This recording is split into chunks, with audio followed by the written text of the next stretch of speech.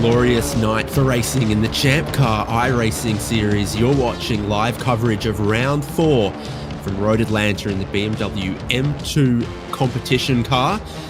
Well, what a great racetrack this one is. High speed down the back straight, the challenging S's, plenty of elevation change, and a long history of sports car racing and racing in the ChampCar Endurance Series.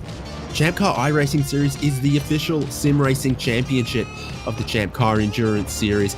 We've got great racing. We're open to ChampCar members. We're open to iRacing members, and we're giving out great prizes to go along with the great racing this year. Bringing you this live coverage, David Haynes, Devin Peters, Michael Derby from HJBC. We look at the circuit and the race ahead of us. 1 hour with a required pit stop for these beautiful and high-speed BMWs, a new addition to the ChampCar iRacing series this year. Devin Peters, they're qualifying just now. A beautiful field of a whole heap of drivers from a whole heap of backgrounds racing with us tonight. Yeah. It is a very busy track out there, and we're seeing drivers in this open qualifying session working together a little bit, doing a little bit of drafting. That's always a feature when you're out at Road Atlanta. And so we got folks at the front putting in some fast times, folks in the middle putting in some fast times. It's a competitive grid, and Road Atlanta is a track that is just a blast to drive around. I'm really excited to see the race that these guys are going to put on for us today. A incredibly hotly contested championship this year, with wins going to a number of different drivers. Jared Collins, Ryan Puchtel. Let's see what this will bring, because we've been to a number of interesting racetracks already. Daytona, for example. We've got some many more interesting tracks to come, and also, as is typical and historical for the ChampCar iRacing series, we rotate through a number of different cars. So we've had the Mazda MX-5, we've had the Toyota GR86, we're back in the BMW M2.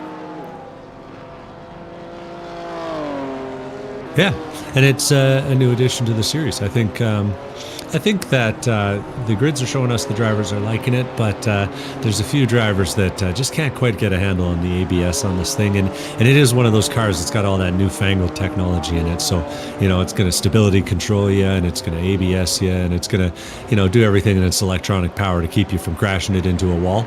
But it's also a car that I think still allows drivers with a lot of talent to shine through, and so it makes sense that one of our race winners, Michael Polisek, is sitting at the front with the only 29 on the grid right now. He's run the only 28 on the grid. He's run a 28.9.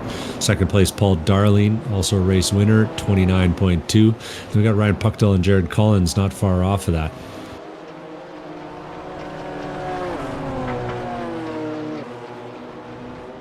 Yeah, seeing drivers testing the limits. So champcar.hjbc.live has got live timing all throughout this season. So if you're following a particular friend or teammate, or trying to really dive deep into any of the pit stop strategy, that's a great place to keep an eye on. Yeah, and pit strategy does matter in our series. Of course, we've got one stoppers for the most part, though sometimes it's two stopper. But the question always is, how much fuel? Can you take tires? Do you take tires? And we see different variations on that playing out every week. At Oulton Park last week, I think the fuel savings in the first stint was really critical to making that all work. And our drivers are going to have to make sure that they do their pit stops during the race. We've had to make a special rule to factor that in this season, because we had some creative interpretations making that it's always good when someone adds a new rule to a rule book in a race series. Hey, Haynes? Great fun for the observers, I'm sure. Also, the adjusted setup for this round starts with a gallon of more fuel, which sort of changes how you would approach the strategy, how much traffic you'd expect to encounter with an early stop, and also how much fuel you take at the pit stop, slightly adjusted.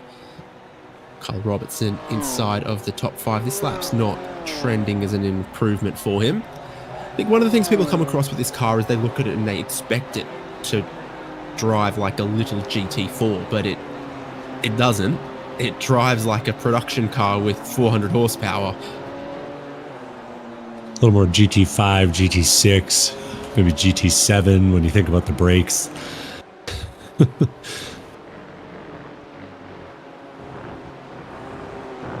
Doesn't really drive a whole lot like a GT at all. Yeah, with hitting 150 mile an hour down the back straight, the thing gets going real good in a straight line. But boy, oh boy, does she protest when you start to try and change directions and slow her down.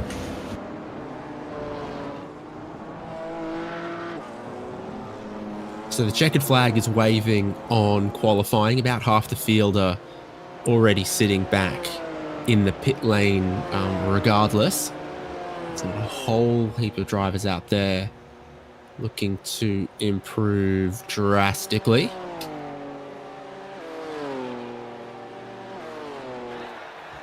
I'm sure someone will, just to shop it around a little bit. Yeah, it's looks like most of the top 5 is hitting the lane. We got Jared Collins coming into the final chicane there, 10A and 10B.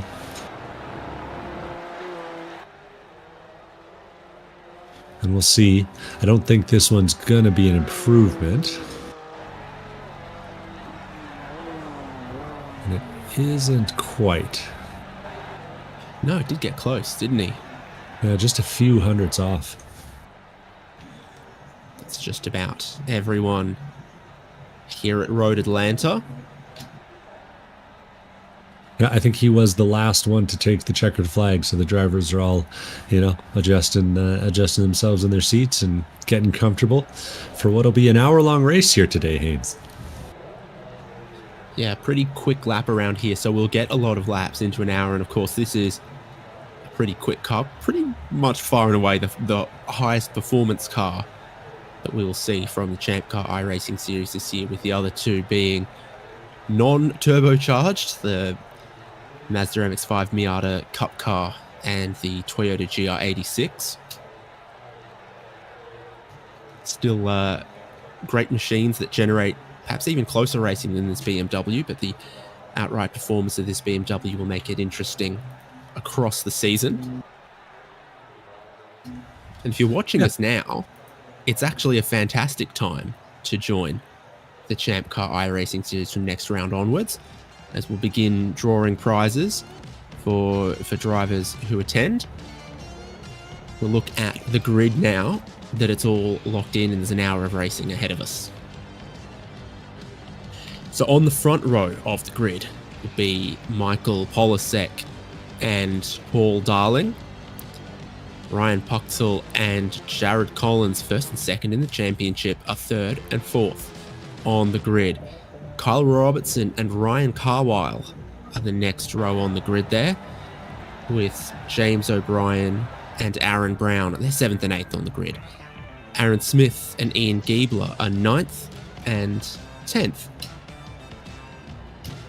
Sean Fritz and Bill Woods 11th and 12th. Bowie Suin and Nicholas Wallenberg 13th and 14th. Mark Kruger 15th, with Sean Robertson 16th.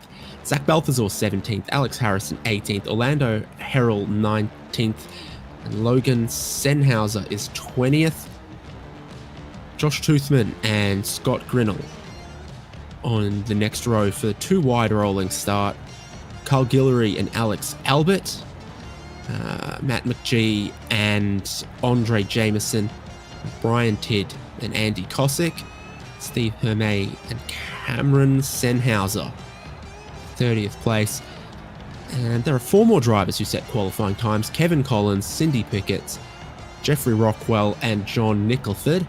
Tony Alfano and Stephen Schaefer did not. That's 37 BMWs lining up on the grid here behind the beautiful Ford Mustang FR500S pace car that will lead them for one formation lap, and then the 1 hour will begin. Another look at the weather, where there's a bit of cloud coming across, but it is probably unseasonably warm for February. 77 in the air, 84 on the track, not too much wind either. And no sign of any rain out there.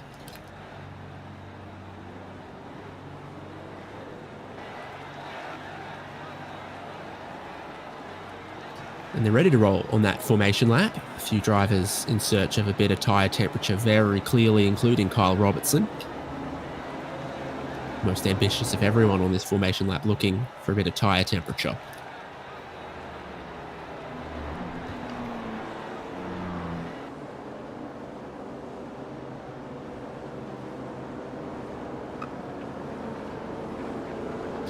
So 3 rounds completed, beginning round 4. This is the points. Michael Polasek on top, ahead of Ryan Puchtel and Jared Collins. It's super tight for first, second, and third in the championship right now. Paul Darling's 4th there, but he's 2nd on the grid. Ryan Carwell, Aaron Brown also featuring prominently in the front part of this field. Jordan Probst, Logan Senhauser, Bowie Suin, and Bill Woods. It's the top 10 in the championship with 3 rounds counted. Towards the tail end of the championship, when we begin factoring in some of the drop rounds, your best 9 races count, get a tiny bit more difficult to sort of analyze the points. But if you're winning races and you're up the top, then normally goes in your favor. Yeah, you got to think that those 3 guys with race wins are going to be feeling pretty good after the first 3 races. Feels a little obvious to say, but winning pays the most points. So if you want to outscore your rivals, that's the place you should try to finish. Welcome to ChampCar Racing 101. There's the fields. Again, these cars, based on the road-going BMW M2, they've got a turbocharged inline-6 up front. They've got a couple of racing modifications vis-a-vis the gearbox and the cockpit, but less than you'd think. And that's why they have a lot of straight line speed, but not a lot of cornering speed when compared to TCR cars, GT4 cars, other things like that. As we come to the green here, we got one car starting from the pit lane, Nicholas Wollenberg. He's one of the Sennhauser racing guys. We'll see if that becomes a factor. That lane is about to get filled by that pace car, though, Haynes. There goes the Ford Mustang FR500S. Here comes the green flag. Michael Polasek for 60 minutes at the ChampCar iRacing Series at Road Atlanta, and he leads them towards turn 1. Super challenging corner in all conditions, challenging on the first lap on cold tyres in this car in particular that sometimes doesn't want to turn so easily. That's good for most of the field. Now also super tight here at turn 3 as you fly over the crest of the hill. It looks so easy from this angle, but the drivers can't see the apex till they're already over the top of it, and you get to go single file through these S's, heading up towards turn 5 where the curbs are a really big challenge in this car. You can't just eat them up easily. You've got to treat them with a little bit of respect. Look at the car bump and wallow for Kyle Robertson there, who's dropped a couple of spots off this race start. So from 5th on the grid, he's down into 7th. Polasek converting that pole position perfectly. Jared Collins, Ryan Carwell, Aaron Brown jumping a couple of spots, but it's this back straight down towards 10A and 10B where the cars really stretch their legs. Big loser on the start. Scott Grinnell had a little bit of a spin in turn 1, getting caught out by those tires, those cold tires that we were talking about. Luckily for him, he managed to roll off the racing line and everybody stayed out of contact. So good, clean start, and drivers have lined up single file, and our top 2 are trying to make a breakaway. Polasek's pace in qualifying, converting ably into the race pace here. Paul Darling giving him a run for his money so far as we're about to complete one of what's currently predicted for 42 laps. And Smith pitting from inside of the top 10. I think this might be strategic for him. It's an interesting car. It's our call. It's a car with a big fuel tank, so there is a possibility that you could make this work. And we have seen some alternative strategies like this work. The only thing I have to say though is, Road Atlanta is a track that's hard to pass at. So I'd be a little scared to try and put myself in a position where I have to worry about dodging people through the S's. Big fuel tank, as you say. I'm running the numbers on it. I think it's 31.5 gallons. So it's a big old boy. Paul Darling, much closer to Michael Polasek in the race lead here. Traction off of that turn 7 there. So critical in this car. Darling is right with Polasek. The two of them getting away from the rest of the field just a tiny bit. Jared Collins, Ryan Puchtel, Ryan Carwile completing that top 5, not letting up. But for Paul Darling, he's got to the bumper of Michael Polasek, and he's just sitting there for the moment. You see, he's the first one to put the brakes on into turn 10, and the whole front of the field compresses significantly with that. Yeah, that top 4 is sticking together, and they're just holding on. Ryan Carwile in 5th is pushing for all he's worth, trying to catch a sniff of that draft. He might need a little more help in order to make that work. Spare a thought for the poor soul who lays down the turf on the outside of the final corner. All of them dipping their left rear tyre into it quite consistently.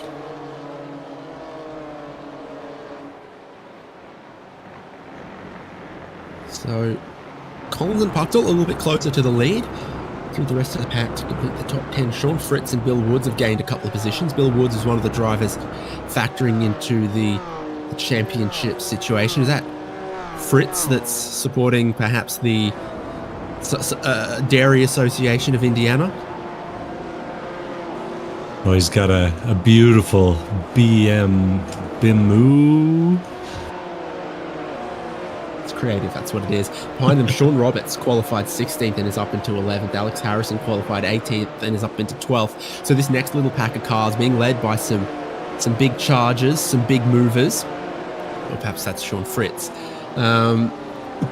Elsewhere, any other big surprises? Andy Kosick, big fan of this car, up 6 positions from a qualifying a 28th to 22nd. He's watching Josh Toothman and Andre Jameson go side by side. Jameson's got his nose in front, and I think gets a little hot into turn 10A there, which of course always compromises you into 10B, and Toothman will have back at him. Toothman baring his teeth as it goes up the inside there. Fighting tooth and man, if you will, but round the outside, more momentum through that final corner, which in some cars is pretty flat out. In these ones, looks far more challenging with all the horsepower and speed that they've got. Rotating the car on throttle, apparently difficult. You need a little bit of brake to help do it sometimes. So Toothman drops in behind. If you know what this livery is from Toothman, you know what this livery is from Toothman. If you don't, it's not worth explaining it. But it's beautiful, beautiful to me, as then up in front of him, Jameson runs a bit wide out of turn 5 again. Got to be so careful with the runoff and that super massive curb there. It's been the demise of GT3 cars, LMP2 cars, prototypes, let alone champ car drivers eating too much of that turn 5 curb. Going back a few spots from there in 27th, we've got perhaps the most polite battle pack on the grid. That there is John Nicholford letting Stephen Remetz up the inside and letting Brian Tidd get right on the rear bumper. And that's 3 Canadians battling for position here at Road Atlanta, David Haynes. Yes, it is, and their compatriot Cindy Pickett a bit further up the road has jumped a lot of them. Now Brian Tidd, oh, I think that's Nicholford really covering him off. This is not looking so polite. This is shoulders up, sticks up stuff, as John Nicholford, Steve Herman, Brian Tidd lead their way out of 10B underneath the bridge. Josh Toothman is pitting, interestingly. So is Andy Kosick. So there have been a couple of early pit calls. This is not penalties or drive-throughs or anything, and you can look right up towards higher positions in the field where Bowie Sewin, I think, has just had a little bit of a dig at Alex Harrison and come off second best. Mark Kruger through the S's is going to try to slot in line and make it super single file through there.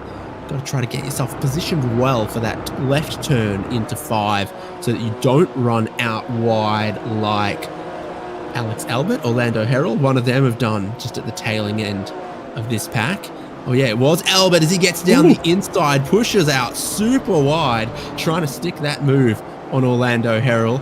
That's less than polite. Hey, if you've been a long-time watcher of the series, you know that Alex Albert's a past champion. I think past 2-time champion. So he's a little out of place on the grid here today. I think new to this car, but he's got the racing chops to make a move like that work. One fan on the back straight there is super hyped. This is the race lead. Things are changing up here. Jared Collins is ahead of Paul Darling now, but it's level going into turn 1 where Darling gets the spot back. This could let Michael Polasek a little off the hook.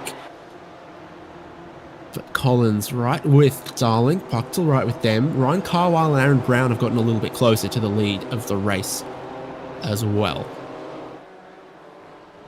They've gotten closer while Michael Polasek's gotten farther. He's flying out there. He's got that experience in those real world Porsche Boxsters, and I wonder if that's serving him well in this slightly heavier luxury car.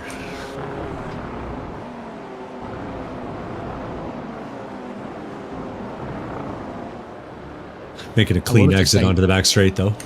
I wanted to say something quippy about New Jersey, but then I realized I just don't know much about it. So what happens between second, third, fourth?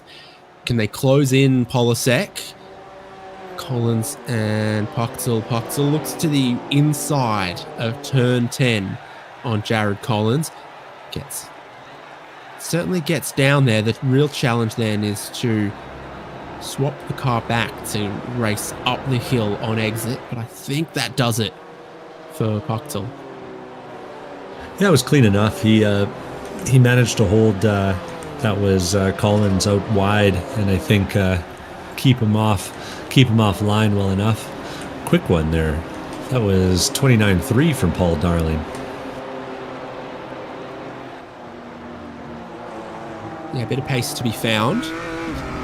Car again takes a little bit to warm up the tires, starts with a fair bit of fuel in it, so Darling's thinking, I cannot let Polasek get away here. Polasek also putting in a personal best on that previous lap that was quicker than Paul Darling but wasn't clean, so it doesn't count as the fastest lap of the race. So they're pushing hard now, first and second. Yeah, this isn't going to be a fuel mileage race if the pace keeps up like this.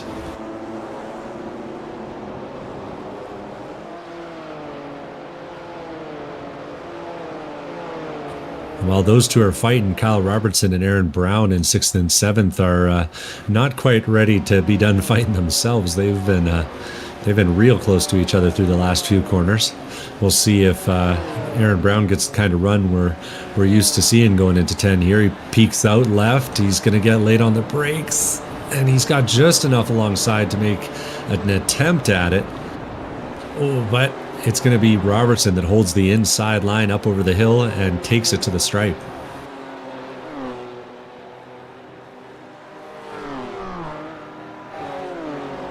Another equally quick lap from Michael Polasek that had an off track on it somewhere. So could it be turn 3? Could it be exit of the final corner? I'm starting to think it might be turn 3 because you can really gain a bit through there across that curb. Yeah, of course, we do run some penalties for too many instant points. 25x is going to get you I believe a drive-through, and then a 10x more, and that'll get you more. So if we're doing 45 laps today, you can't cut it every lap, but you can get real close to it.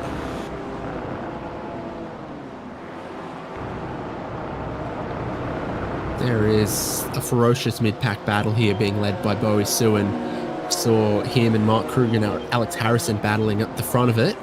Kruger's gotten past Harrison. And then Logan Sennhauser runs a little bit wide. Alex Albert made the move on Orlando Herald that we saw a couple laps ago. And then that's wide again from Sennhauser. With so little grip and so much horsepower, I think this is a car incredibly dependent on just, you could be wide of the apex so long as you rotate the car for the exit and open up the power in a straight line. That'll save you. Fastest laps dropping consecutively as Polasek takes it. Michael Darling takes it just 1.3 seconds later, and that's Harrison a bit wide out of 10B. Zach Balthazar passing him quite easily in the end. Yeah, just a couple spots behind that battle with Suin, and those two are going at it.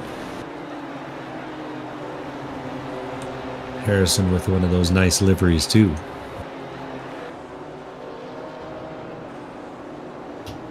Suin on an odd line just up the front there, makes the corner. So I think from turn 2 it ended a little bit out of place. That probably made turn 3 difficult for him.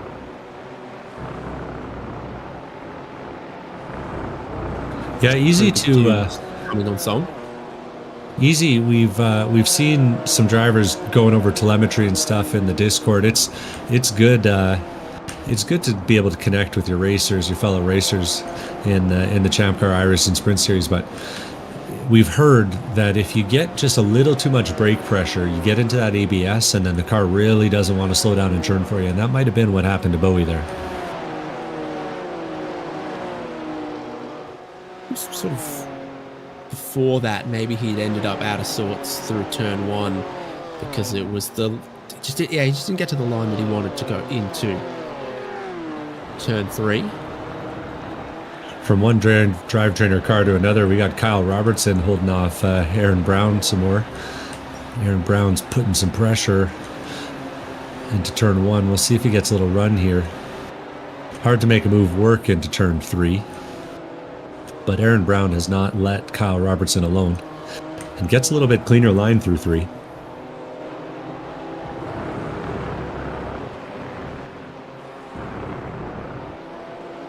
And as they went into the chicane last time by, they were neck and neck again. I'm wondering if maybe and they get a little wide on the exit. Wondering if Brown tries something different this time. We'll see. The door is slammed in his face by Kyle Robertson. That was nice. Totally different lines through 7. On board with Aaron Brown. You also get a racing steering wheel in this car, so that's nice, I suppose. Couple of simple switches on it. Yeah, Robertson actually got a better run on the exit of 9 or 8, I guess, and holds the inside this time. So Brown's going to have to try the outside, which becomes the inside, and might work to his advantage. Oh, he spins him up on the exit, though. Robertson carries the momentum. Nicely done. And there's just enough overlap that he can't slam the door. They're going to be too wide into 1 here, Haynes. Tried to get far enough across to close it off, but couldn't.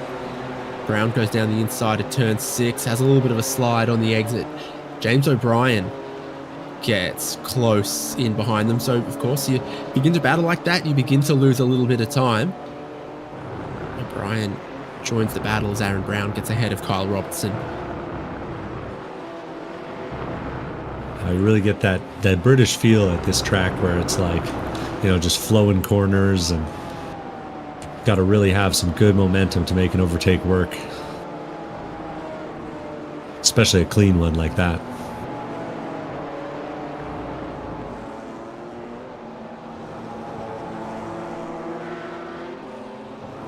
Now James O'Brien, who's coming into the picture here, he's perhaps more known for racing that Treasure Coast Miata. But certainly any kind of experience with a momentum-based car is going to serve you well in a car like this. Robertson chooses very deliberately to just stay behind Aaron Brown this lap. I recognise that car, but at the same time I don't recognise that car. Off the road must be Cameron Sennhauser a lap down. Oh! And he's having a moment in the final corner. He stays on the inside line. The other drivers come streaking by. But that's perhaps why we're starting to see a few cars hitting the pit lane again. So Brian in the lane. But the leaders are starting to get into that lap traffic. So this is the race leader, Michael Polisek. 1.5 seconds on Paul Darling. The two of them have been trading lap times. Do get the sense that Darling is trying to reel it back in under a second, but of course it benefits Michael Polisek to not let that happen. Indeed, a short lap around here with a handful of cars having already pitted. There's a couple of ways that they can catch a bit of traffic. Yeah, Polisek's going to have to clear a few of them. Toothman and Cossack just up the road. And depending on how this timing works out, he might actually end up having to deal with them in that turn 1, 2, 3 complex, or even in the S's. And we've all watched enough IMSA races to know that if you're a fast car, you don't want to get stuck behind the slower classes or the back markers going through the S's. Oh, he's found the headlight flashing button to look to the inside of turn 1 on Andy Cossack. Brave moves, but Cossack's a clean racer. He gets out of the way. Yeah, so these are the guys who've stopped, isn't it? Cossack and Toothman. Yep. And 55-second lane transit, and then boom, it almost puts you the whole lap down here at Road Atlanta, which is both high speed and only 2.5 miles of road course. So very easy to just go that whole lap down. Past Toothman goes Michael Polisek. Yeah, luckily for them, local cautions only on the simulator. So these guys don't have to worry about getting stuck a lap down, and the leaders will have to pit eventually. I think things ended up being pretty equal. Paul Darling in second was stuck behind Cossack, while Polisek was stuck behind Toothman. Maybe Darling's getting a little advantage from the draft here.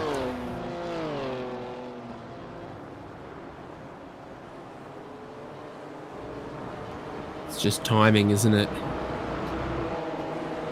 To the inside of turn 1 would have cost a bit of time for Michael Polisek. Paul Darling seems to have worked it out just a little better, but perhaps it's shoe on the other foot. No, okay. That's very generous from Josh Toothman. He goes by the dentist, I'll have you know. He should be driving an LMP3 then. I thought that was the Porsche Cup. Hey, who knows? But he's buddy of Logan Senhauser. And investment bankers these days, really. I'll give you that. I was going to say he's a good buddy of Logan Senhauser, so long-time racers in the series know their way around.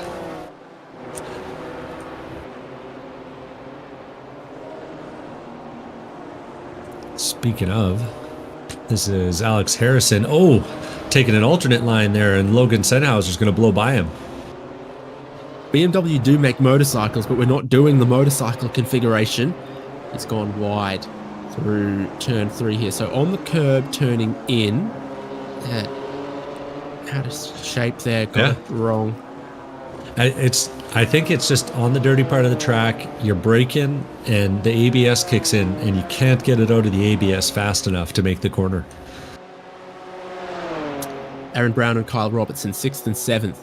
Towards the big braking zone, bottom of the hill at turn 10. Kyle Robertson's on the inside, but that's what's made this such an exciting sequence of corners is Aaron Brown's going to try to go over under, and he's going to find that he's asked a little bit too much and had a bit of a slide, and Kyle Robertson 6th. Pace continuing to improve for those leaders as Polisek has a new fastest lap of the race. Bill Woods pits from 8th back there. Ian Giebler pits. I think we're going to get a whole bunch more pit stops now. Sean Fritz, he's into the pit lane, but hopefully not the paddock. Got Bowie Suin, Mark Kruger. We're seeing big chunks of the top 20 into the lane this lap. And we'll get to see if Aaron Smith... It takes Say a lot again? of service to get, like all good BMWs, takes a lot of service to keep them going. There you go. Yeah, it's a long stop today and a long transit, like you were saying earlier. But I'm curious to see. I think it was Aaron Smith and James O'Brien were a couple of our early stoppers, and they're coming around the final corner right now, and we'll see how that looks. Smith and O'Brien were 7th and 9th on the grid, and they're going to come out right alongside Bill Woods, who pit from 8th. So pretty equal. And they'll have the tire temp advantage for at least the first few corners. 51 pit stalls, 36 drivers. Everyone gets their own. Michael Polasek pits from the lead of the race while Paul Darling stays out. Goes to the lead of the race for a moment. So critical lap here from Darling and Puxel to try to overcut Michael Polasek and Jared Collins. Polasek, as pole sitter, will be looking for pit stall numero uno, number 1, at the pit exit end of the lane. Puchtel is playing with some traffic from 3rd. Darling is going to have some as well on his lap. Oh, and he has a big slide off camera, but a big slide for Paul Darling on the exit of the S's, and that's going to cost him some time. We'll see. He gets out onto this, as he's coming out of the S's, he gets onto the big curb on the exit, and ooh, I think he had to do a big thing opposite lock to catch that. So Polasek is out. Quick stop from him. 51 seconds pit in to pit out. Jared Collins, 50 seconds. These are some of the quicker stops that we've seen, particularly compared to a few of those drivers that stopped early. Interesting. So surely with that number of cars pitting this lap, everyone else has to pit this lap or the next. And indeed, Paul Darling's coming in. Ryan Puxel, I keep an eye out for him. He's also going to be pitting in. So the blend on the exit here for Paul Darling versus Michael Polasek will be for the lead of the race. And as the other cards are filtering through and getting back together, the battles are firing right back up again. I was flipping through the feeds and I just saw James O'Brien slam the door on Bill Woods as they're battling over what on track is around 15th place, but top 10 and once those pit stops filter through. Here's Polasek, bit of clear track for him through the final chicane, 10A, 10B. Paul Darling's stop is still in progress while Michael Polasek sweeps through the final corner and onto the front straight here at Road Atlanta. It's a pretty quick pit exit here, though, because it cuts a little bit of the inside. You blend towards turn 3, but that's Michael Polasek in the lead. Paul Darling pretty close. I think this has gone well for Darling, who had a 1 second quicker stop and is about a second closer, or maybe half a second closer to Michael Polasek, and definitely in position in the back half of this race to keep the pressure on for the race win. Yeah, he's going to have to push. We saw Puchtel in 3rd in the back of shot just for a second, but yeah, Darling and Polasek are gonna push each other to the limit, I think, in this final stint.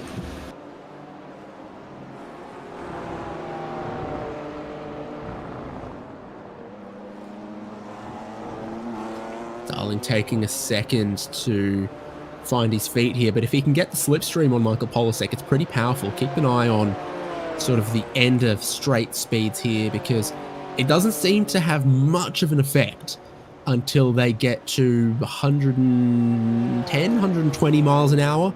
And then just at the very end of the straight, the trailing car seems to gain 2 or 3 tenths. So it's not like the Toyota GR86 where every single little straight you gain 1 tenth because you're full throttle from the apex of every corner. It takes a bit longer in this car.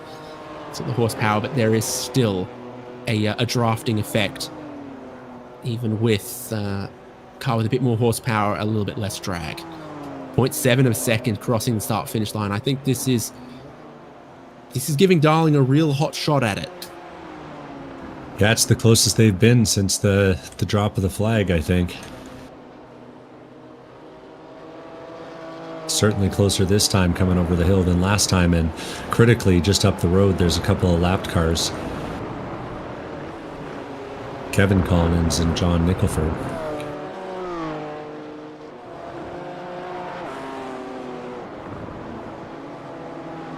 Seeing them on screen now, Nicholford and Kevin, last 2 cars on the lead lap. And we'll see, maybe they get overtaken on the straights, but if the leaders catch them in that 10A chicane, they'll have to take some evasive action.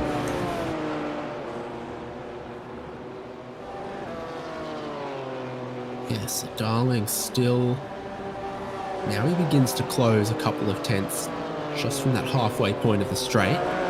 Polasek very much eyes up right now, and I'm getting the feeling like he's going to catch these guys about the S's. And that's where the pace difference is between the quicker drivers and the drivers who are 1 second, 2 second, 3 seconds slower, is it's not in a straight line. Anyone can push 100% throttle. It's working through some of the corners, the downhill curved braking zones. Yeah, like turn 1. Well, there's one getting out of the way. That's Nicholford trying to make some room. And Collins too. Darling's the one to look out for here because he's not going to get by before turn 5. And the time is just so tough. Well, though. He gives up just a little bit of time on the entry. Doesn't have to climb the apex curve and sets up his exit pretty well. So he did what you've got to do in that situation, but it still cost him just a couple of tenths, 1.4 seconds behind the race leader. Yeah, that was really technical driving, like really well thought out, seeing things in advance. We're seeing a battle in advance right here. This is Ryan Carwile with Kyle Robertson all over the rear bumper in that Drivetrainer Motorsports car. And that's Aaron Brown just ahead of them. And meanwhile, Aaron Smith, who was kind of in that battle with them, has dropped back, had a little bit of an issue. He and Aaron Brown were racing pretty hard before, I believe. So just we've lost James O'Brien.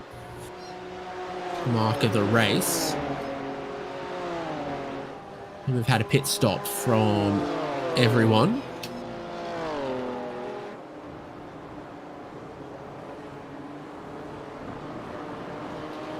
Some of the longer stops belonging to Jeffrey Rockwell, Mark Kruger, I think. Yeah, he's battling right now. Bill Woods is going to try to get past him. Bill Woods has been putting on a show tonight. When he gets into a battle, he knows how to have some fun with it.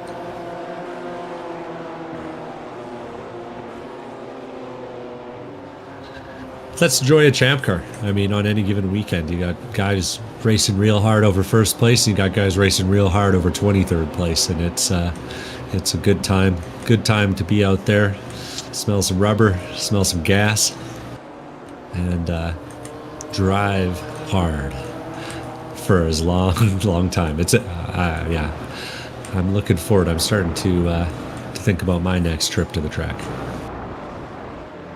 I'm thinking about going go-karting on my birthday.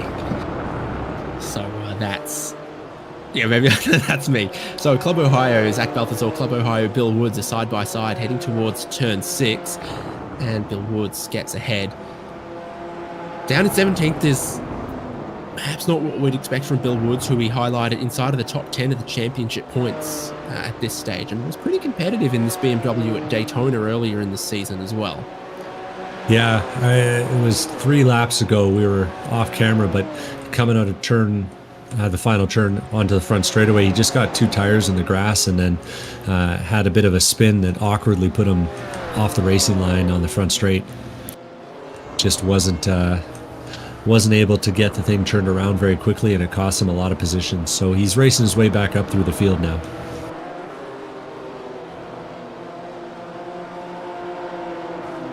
Kruger's also looking like he might gain a couple of more positions with the sort of 10-second longer stop than everyone else. Probably puts him a little bit behind where his pace was, and he's His fastest lap and Zach Belflesor's fastest lap of the race are pretty equal, though, all things considered. As Cameron Sennhauser, having made his pit stop a couple of laps down here, is doing the good work, aware of who's around him.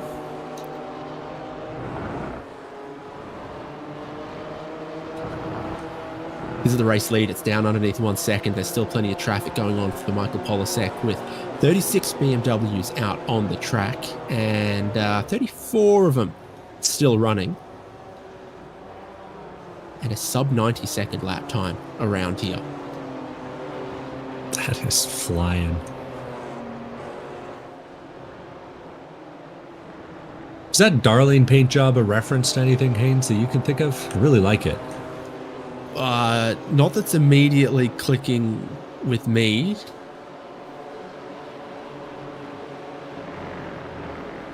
This holds up Michael Polasek greatly. Paul Darling's going to be so close coming off of turn 5. Polasek through the S's. It's the toughest part of the traffic. Toughest place to catch some traffic. And he gets a real little elbows out here. But what it does is it opens up the traffic for Paul Darling, who steps right through and will be 1 car length behind. Coming out of turn 6 and onto the back straight. Really, nothing else Michael Polasek could do there.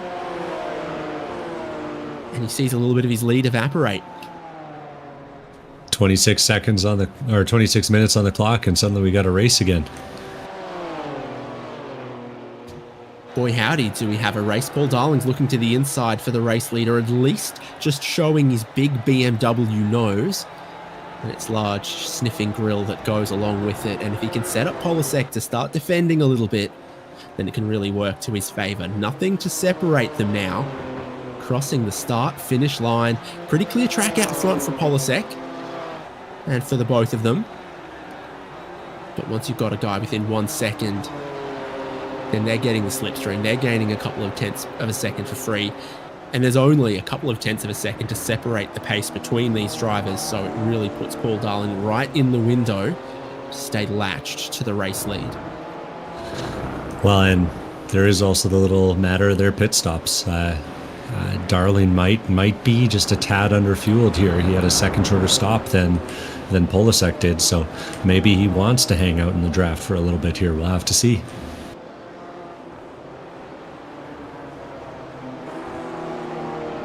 Thinking about that 90-second lap and looking at the rest of our calendar and thinking which is going to be the longest lap time of the season. And it's probably going to be a toss-up between Watkins Glen Boot in the MX-5 and VIR full course in the GR86. I think Road America in this BMW is going to be pretty high speed. Like it's high speed down the back straight here at Road Atlanta for the race lead. And Paul Darling is going for it. Polasek is not giving it easily. But I think Darling's placed himself well, timed it well, and he takes the race lead. A lot of laps still to go in this one. Polasek needs to think big championship picture. There's a little bit of our calendar in the rotating cars as well.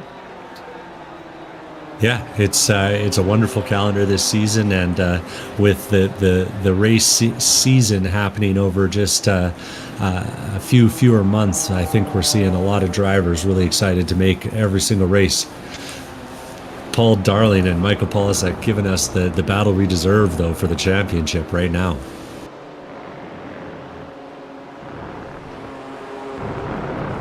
There'll still be a decent points haul for some of their other rivals, Ryan Puchtel and Jared Collins.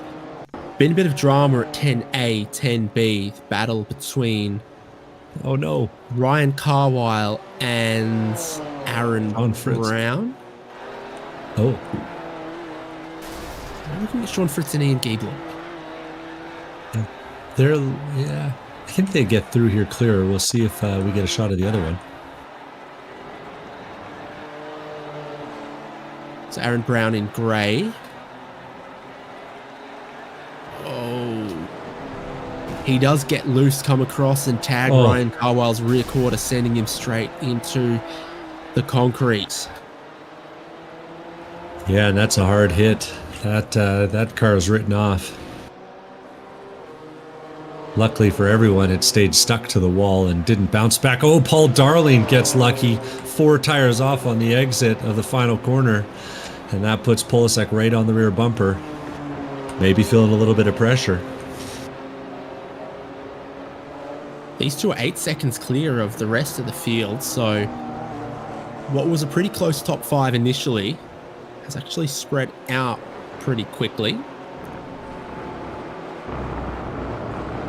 I have been impressed by the pace differential these two seem to have found, because so far this season it's been just you could throw a blanket over the top 10, but for whatever reason at this track and this car today, these two just seem to have a little bit extra, another gear over the rest of the field. Think of just 1 or 2 differences between Road Atlanta and Daytona International Speedway road course as far as it comes to racing these BMWs. Things such as turn 1 with grass on the exit instead of pavement, turn 3 a blind crest over a hill rather than being flat corners inside of a speedway.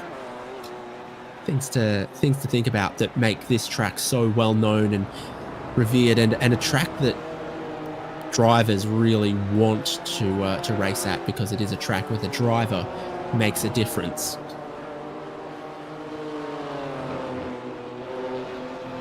Yeah. And I just can't say it enough. I think this is one of my favorite tracks to just do laps around. It's one of those ones that hypnotizes you. We got 2 people battling here. This is Aaron Brown and Aaron Smith. Yeah, Aaron Smith knows he needs to be careful here. He's been forewarned. Oh! He does the same thing, man. You got no traction coming out of 10B there. Aaron Brown, Code Brown, every time through turn 10. Yeah, that exit keeps catching him out, and the exit nearly caught out Paul Darling coming out of the top of the S's there, and that's going to be a move for Michael Polasek. Let's see if we can get the camera over there back at the front of the field. They're too wide. Polasek's up the inside, and they're coming up on some lap traffic here. Who can get the better run onto the back straight? Inside line's the shorter distance, but Paul Darling gets the throttle down a little better. And coming up the hill, he's got the advantage. They'll be side drafting off each other all the way up. And it's going to be who does Cindy pick, I think, because Cindy's just up ahead and going to have an influence on who's going to have the advantage coming into the braking zone. They're neck and neck.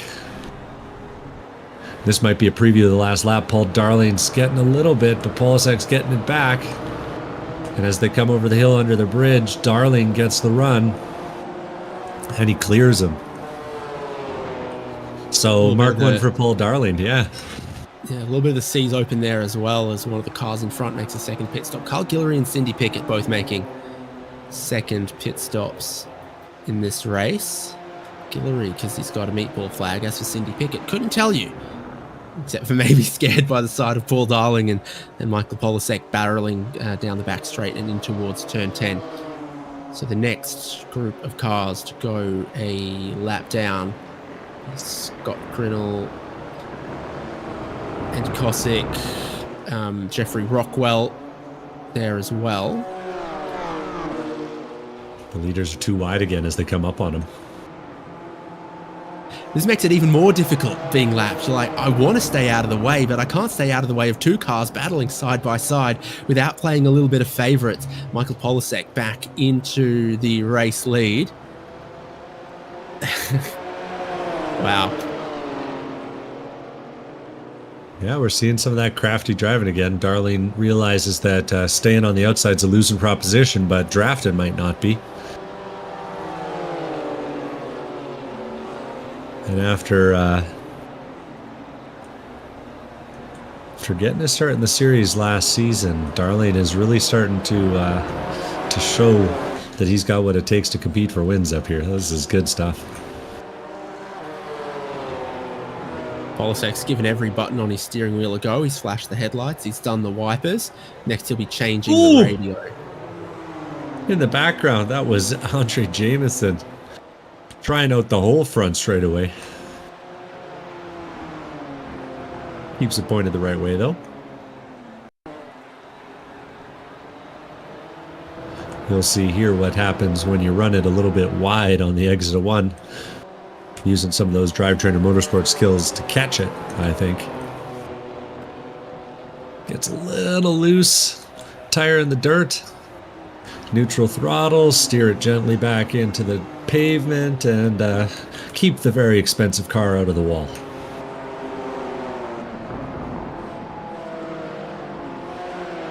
The race lead once again onto the back straight, on board with Paul Darling in second.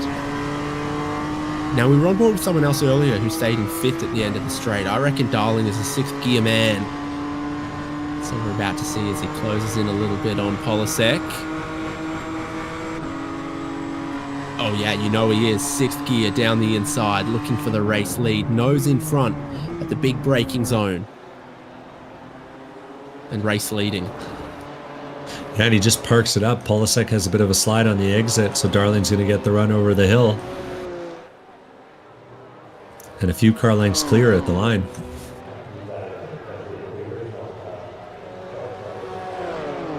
I've recently learned that in drag racing terms, we'd call that gap at the line a bus.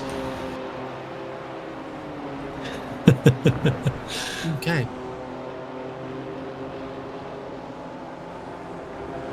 Leaders are keeping us busy, but they're not the only ones fighting. Kyle Robertson and Aaron Smith in 5th and 6th are back to battling. Aaron Smith putting some pressure kind of all over that rear bumper. Robertson taking the inside defensive line. And we'll see if they go too wide here. Hard to make it work around the outside. Especially when you got Aaron Brown lurking in the background.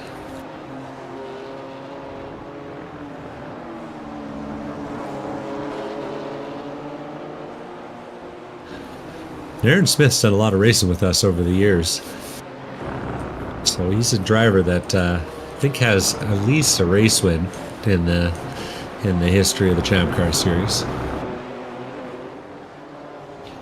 Moment for Kyle Robertson with that turn 5 curb. Aaron Smith's looking to go around the outside of him. Looking to cross back underneath him as Robertson goes wide. Nicely done.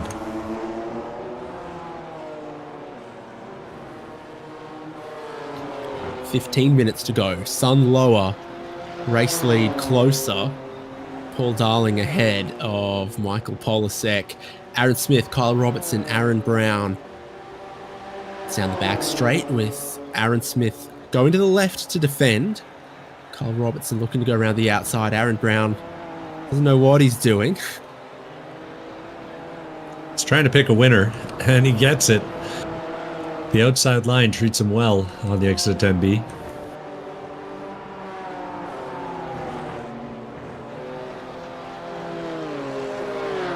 It's super touch and go. It's super touch and go for the race leaders.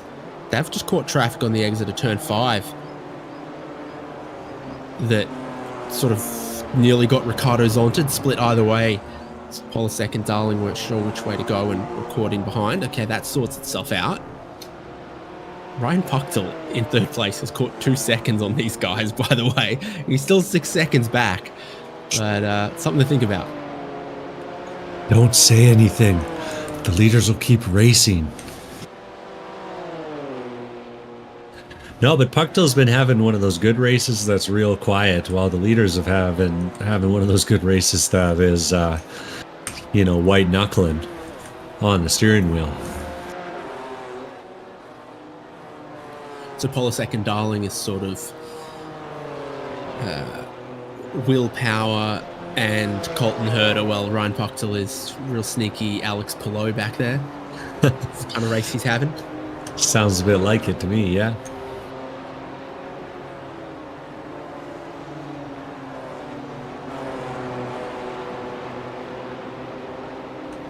And I wonder if Darling's learned a little bit getting closer to Polasek. They just took a nearly identical line through turn 3 there.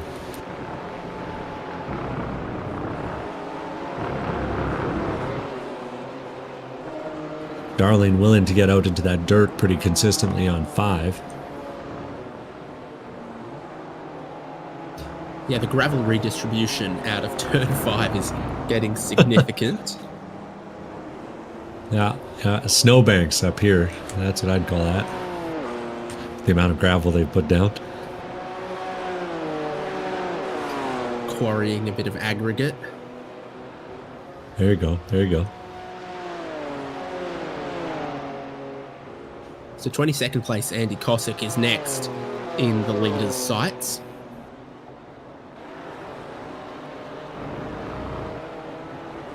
Said he didn't like the BMW, but he was going to drive it anyway, so he painted it brown. Last race decided maybe it's not so bad. Added some flames to the brown. That doesn't feel like a compliment, Haynes. It's a flaming turd now.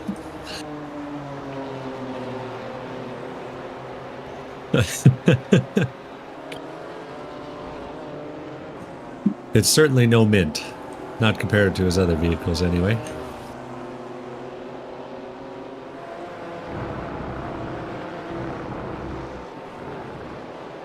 It's just... I'm kind of getting numb to how wicked these two are driving. I mean, just millimeters apart, and the two of them are running faster than the best qualifying laps. Nearly faster than the best qualifying laps, and they've been doing it for 20 minutes. Yeah, so last lap for these two, 129.1 and a 129.1 for first and second. And let me tell you, no one else is doing lap times like that in the field. Third place doing a 130.3, so Ryan Buckton's back to about 8 seconds back. Jared Collins, very similar in fourth here. Aaron Smith, we saw his moves to get to fifth place, getting ahead of Aaron Brown and Kyle Robertson, and he's leaving them behind as well. So probably not enough time for him to catch Jared Collins, but he's into the top 5 and leaving him behind. Yep, solid show.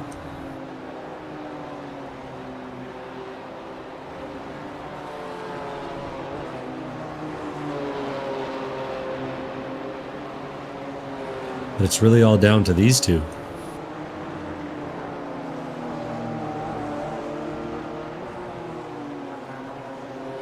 So is it going to be the G-Force driver?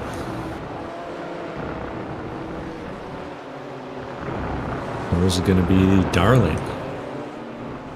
Whoa, Darling nearly in the wall out of turn 5, all through the gravel, all over the curb, sideways through the grass, almost tagging the barrier. It was nearly race over for him as he tried to follow Michael Polasek through turn 5. Critically, there's a lap car, Alex Albert, between the two of them. Someone's deposited a bumper there at turn 7.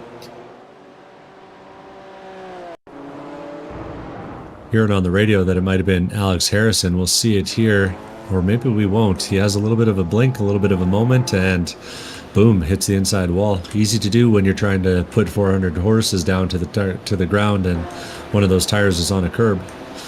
Meanwhile, back at the front, Darling's gotten by Alex Albert, and he's gotten a good run out of 10B. He'll need to work hard, though, to make up some ground. 2/10 at the line last time, 7/10 at the line this time.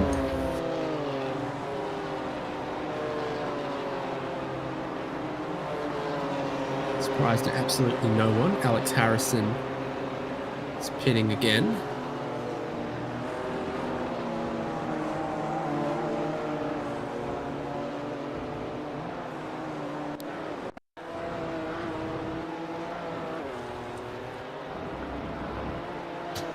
Trying to get the turn 5 replay, because that was nearly a race over for Paul Darling. Yeah, with 10 minutes to go, now it's just time to calm yourself back down, lock back in, find the marks, and find some pace, and maybe find a little bit of luck as Cameron Sennhauser causes Michael Polasek to check up a little bit as they come onto the back straight. Sennhauser having an uncharacteristically challenging race today, I'd say. Has put that thing sideways and in the wall a couple times, running 6 laps down.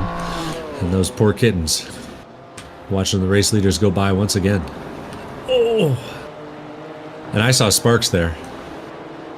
A little bit of contact between him and Darling, but luckily not enough to cause any permanent damage.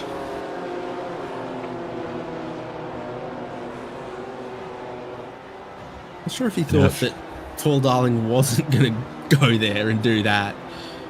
Because I think 8 laps to go, Paul Darling's going to go there and do that. 9/10 of a second between them, first and second place. Next car they're going to come up on is Josh Toothman in 19th place. Yeah, and most of the rest of the point scoring positions have sorted themselves out. The field spread at Road Atlanta is real.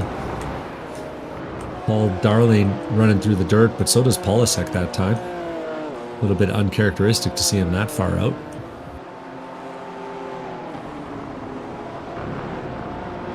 And again, as we come onto the back straight, Polasek's going to have to deal with some lap traffic. He's got one of them on the dirt. That's Kevin Collins trying to get out of the way, I think. And Darling takes the draft, but takes a bunch of dirt off the grill too.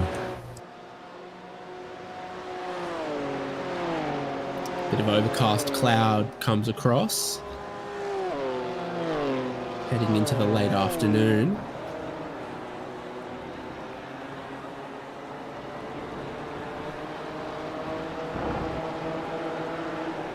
Look how much of the road Polasek uses through there. Might have to use a bit through the final corner in behind Toothman. I was going to say, yeah, I've noticed Polasek. Oh, and he's going to make the move here. Oh, it's a deep lunge.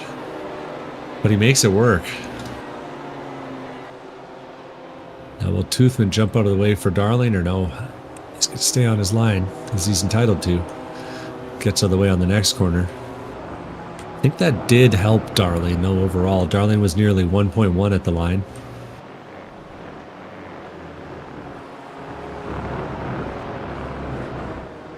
Track temp is starting to react. Darling has another little slide. But if this track... Not mastered that turn 5 exit at all. Yeah, even with 55 minutes of practice. But we're starting to see the track... Dog wanted to participate in the commentary, but Darling, we're seeing him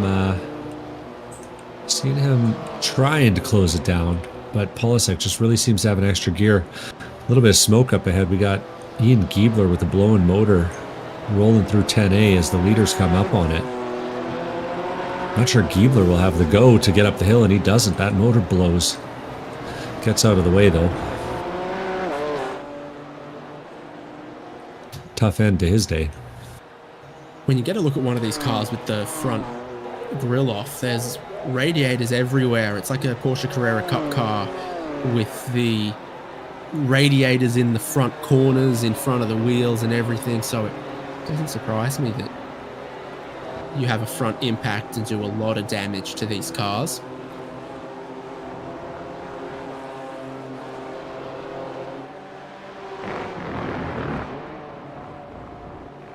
Yeah.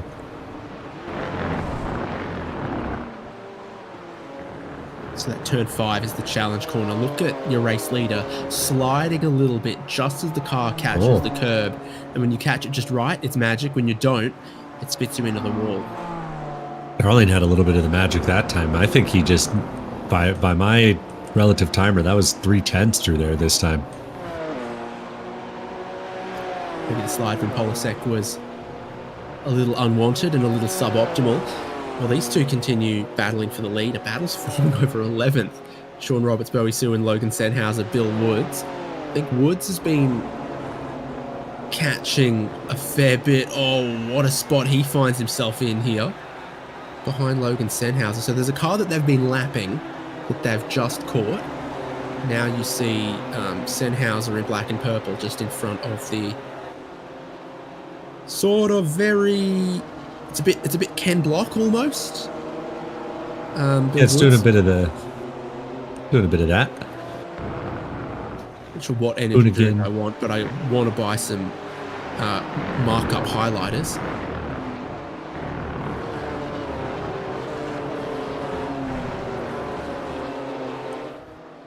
Okay. And something's happened at the lead. I Oh, don't we've lost a lot know. of time. Yeah, I don't know what happened as he went over the hill last time. I'm watching it back, but it's like he ran out of fuel or lost his throttle pedal for a second because he just didn't go coming off of 10B. Maybe he had to slow down. Yeah, you know what? He had to slow down on the exit of 10B, I bet. And so he gave it back pretty effectively, but that still cost him a whole second. So presumably he's cut too much of 10A. I think that was a couple laps ago.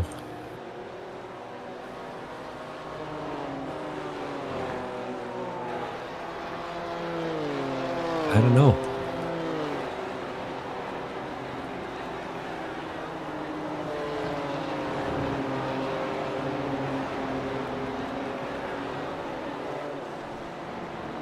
Yeah, I don't know, but either way, he's ended up nearly 3.4 seconds back, and I think the wind is out of his sails a little bit with that. Now, Polisek's coming up on a battle here. He's got Orlando Harrell and Mark Kruger side by side fighting for position, and the two of them are going to have to be conscious. Oh, and they are, but Kruger is costing the leader some time. So, darling, don't take your foot off the gas just yet.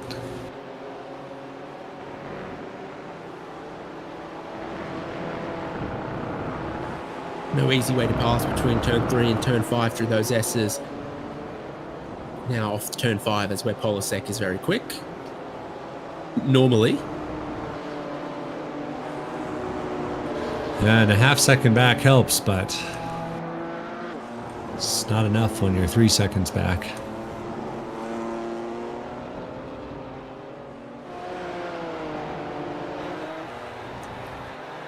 I'm thinking we'll see the white flag this next time by, Haynes. Probably. Would think so with about a minute left to go. There's Sennhauser-Woods battle just behind there, where Woods is certainly a bit quicker, but he's misjudged himself a little bit if he thought he was going to get to the inside of turn 1 there. And these guys will get another lap because Michael Polasek and Paul Darling just taking the white flag now. Polasek with a 3-second lead.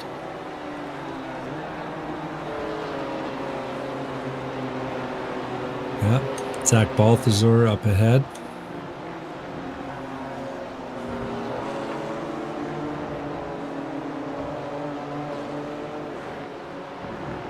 And luckily for them, unless they catch that, there's another battle pack about 5 seconds up the road, but assuming they don't catch that, it'll be clean sailing to the end. So Michael Polasek, the winner of the opening round, the winner last time out at Alton Park, 2 wins from 3 races in the season. He's leading them home on the final lap. As the time runs out, we expect the checkered flag at the end of this lap. The gap between himself and Paul Darling just continues to expand. I wonder if Darling was just a little close on the fuel number as well. There's a handful of cars like Mark Kruger and Orlando Harrell between Michael Polasek and Paul Darling. Yeah, you could have had a little blip of fuel or gotten a warning. Dropping even further back on the way into turn 10A and 10B. So a great race that we had the whole way through between Michael Polasek and Paul Darling. Darling keeping an immense amount of pressure on as they work their way through the traffic. But it's 3 wins from 4 races for Michael Polasek, who leads the ChampCar iRacing series. Paul Darling picks up good points with 2nd place. Ryan Puxell back here in 3rd.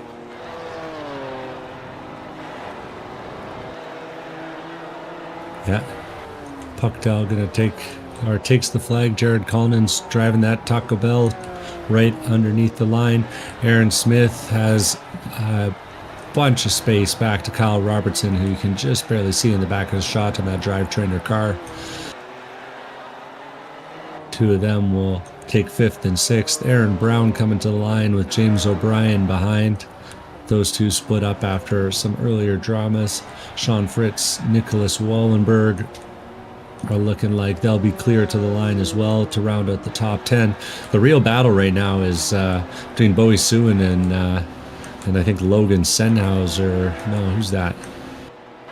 Well, maybe a little bit of lap traffic ahead of Bowie Suin there.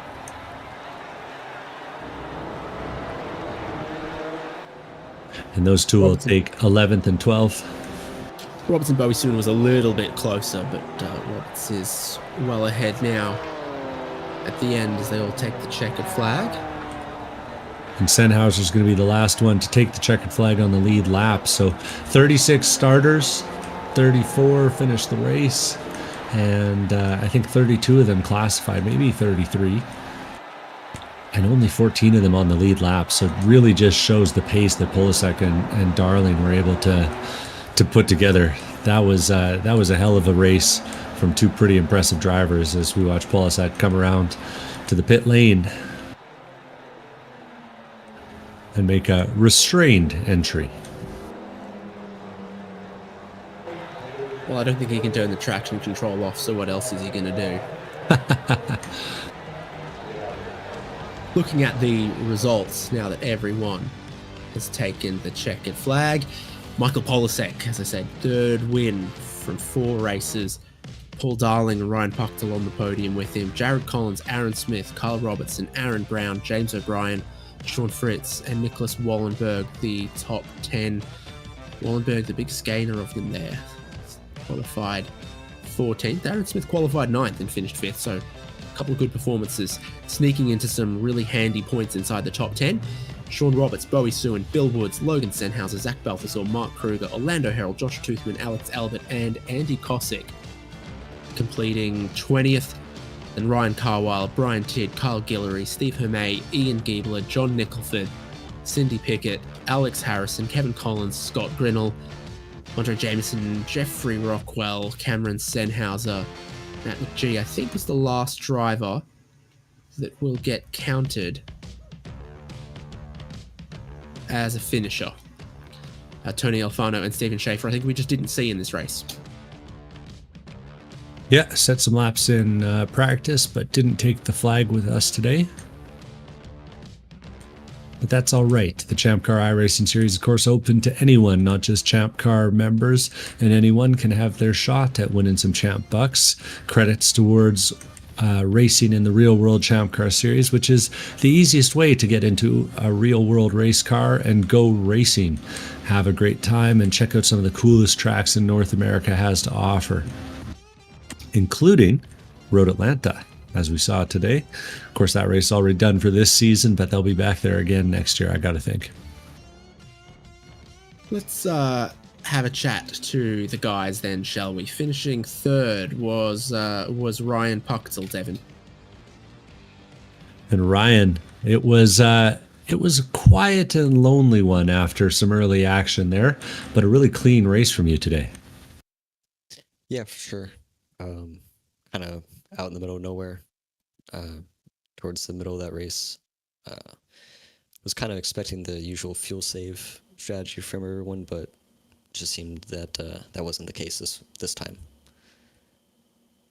It seemed like Darling and Polasek kind of had another gear there. Any thoughts as to what the difference was? No, I think they're just quicker. Just quicker in this one. Any races where you're hoping to make the difference? We got Watkins Glen coming up on the 14th in the Mazda, and then coming to my hometown, Canadian Tire Motorsport Park, in the GR86 after that. I don't think there's a particular combination of car and track that I think I'll be most strong at. I think it's gonna be pretty much kind of the same as it has been.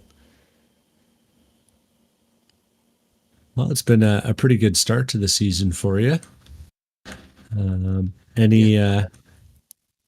guess anyone you need to shout out today? It's just my team at SimCity Racing. Well, you're doing them proud. Good to have you out. All right. Thank you. Cheers.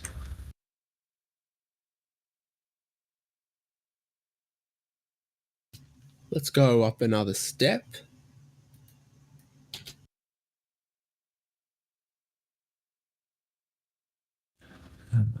see. Took me a bit of work. There. Paul Darling joins us. I mean, sweaty at all?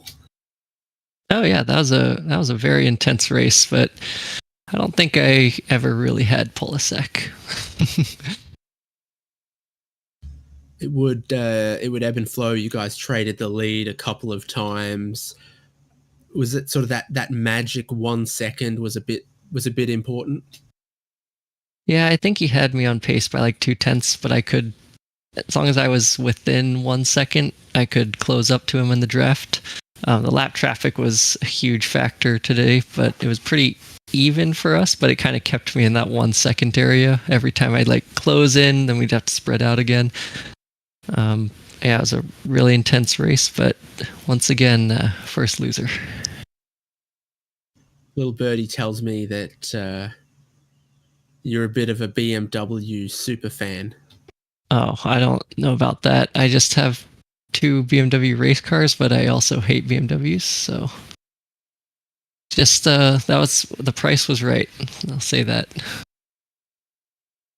The price was right. Fantastic. I mean, between yourself, Puchtel, Collins, Polisek, been very competitive championship picture so far this year. And I mean, there's not a gigantic points differential first and second. You'll still be well and truly in it. Are we going to see you for plenty more of the championship racing this year? Yeah, I hope so. I think unless Polisek has a fault in his pace, I think we're going to be fighting for second, but I will definitely try my hardest to dethrone him. Fantastic. Great racing today. Well done. Thank you very much, guys. I think the more BMWs you own, probably the more you hate them, I've got to imagine. And let's go to our race winner, Devon. Yeah, we got one guy here who's probably feeling pretty good about racing BMWs, aren't you, Michael?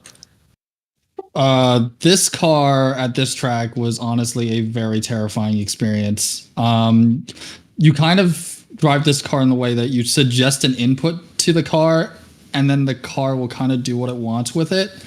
And you're just at that point along for the ride. So you have to be on it pretty much the entire time around this track, on braking, on throttle, knowing your lines and everything. It's a really, really difficult car to get right around here. Well, it certainly looked like you were on it tonight, and it looked like you and Paul were going to have a battle there. You're trading things back and forth going into the end. How are you feeling with about 10 laps to go? Honestly, I knew that providing that Paul didn't get that slowdown, which was really unfortunate, because if he didn't, that probably would have come down to the final corner. I was going to be ready to have to fight him off pretty much the last 5-6 laps or so.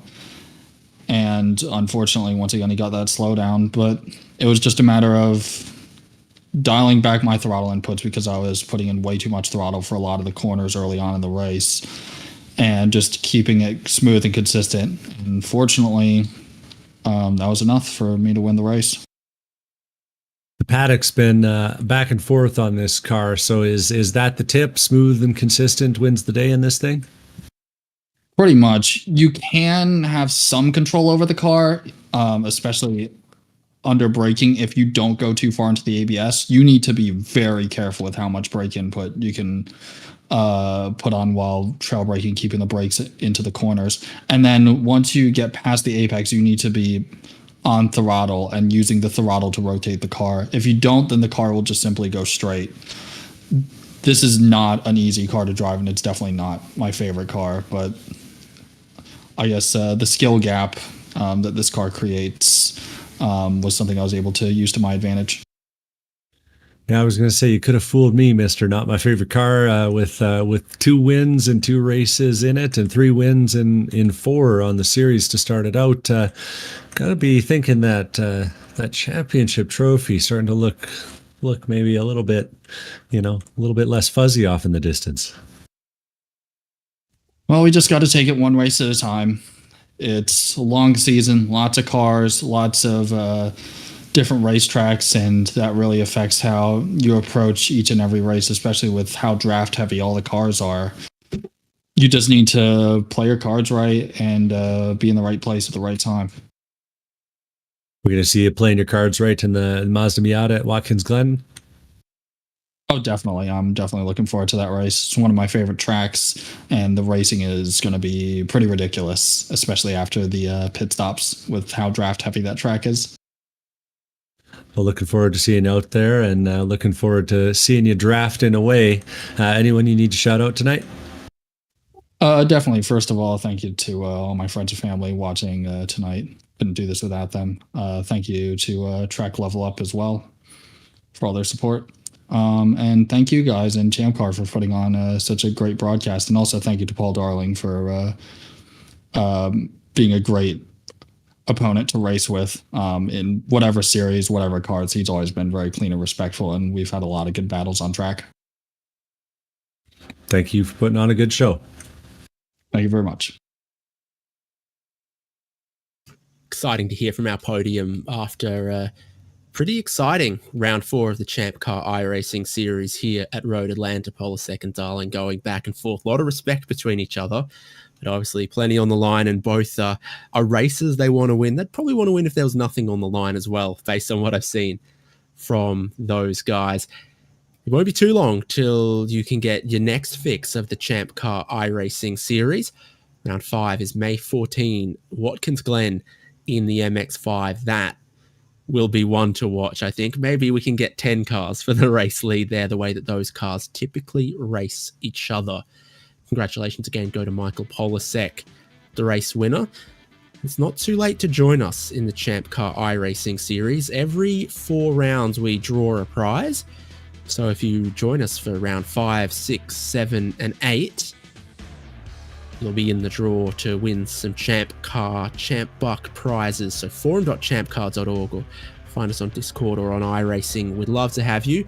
Great community, and it's great to hear the love of this racing that our podium drivers have, Devin. Yeah, it's always great when a plan comes together, and BMWs at Road Atlanta gave us quite a show tonight, and I can't wait to see the show that we get for the rest of this season. You'll see the whole show live on HABC and ChampCar Live, so make sure you're following, because we'll be bringing you more action in the ChampCar iRacing series. May 14 from Watkins Glen. David Haynes with Michael Derby and Devin Peters. We'll see you then.